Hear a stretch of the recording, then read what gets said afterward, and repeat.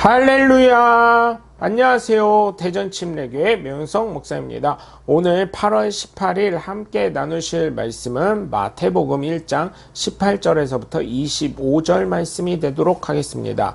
제가 봉독하고 함께 말씀 나누겠습니다.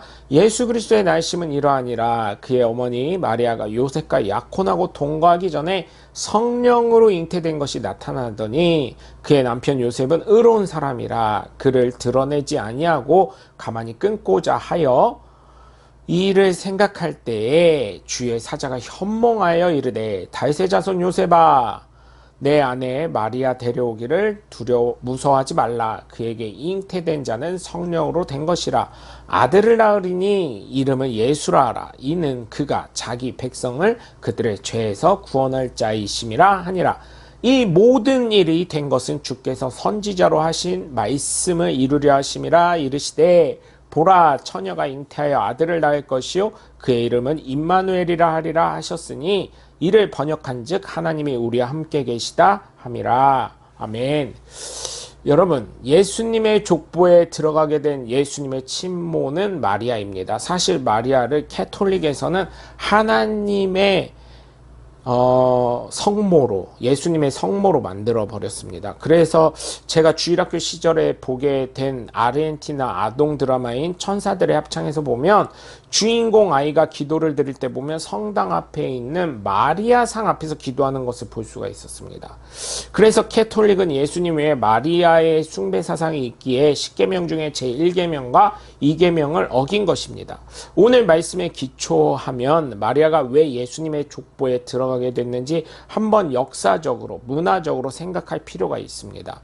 이 당시 문화로 따지면 결혼을 하지 않은 처녀가 아이를 가진다는 것은 돌을 맞아 죽던지 화형에 보통 돌에 맞아 죽었지요. 상식적으로, 상황적으로, 문화적으로, 역사적으로 그럴 수밖에 없는 게 사실이었습니다.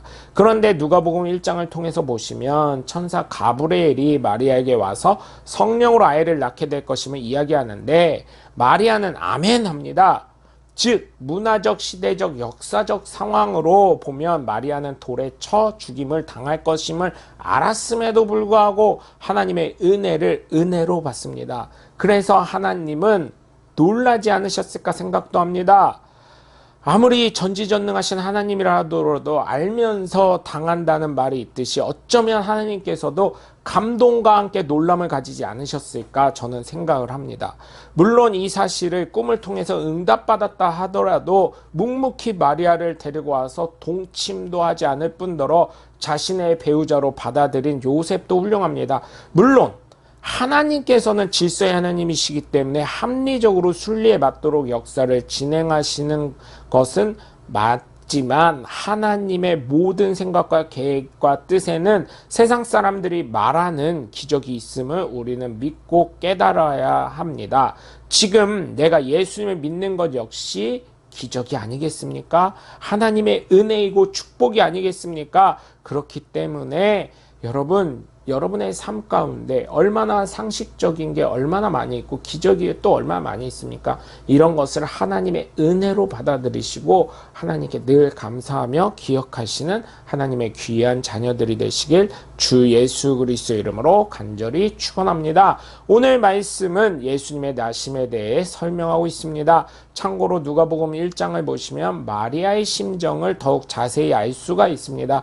그래서 마태복음 1장과 누가복음 1장과 2장을 한번 읽어보시길 권면드립니다.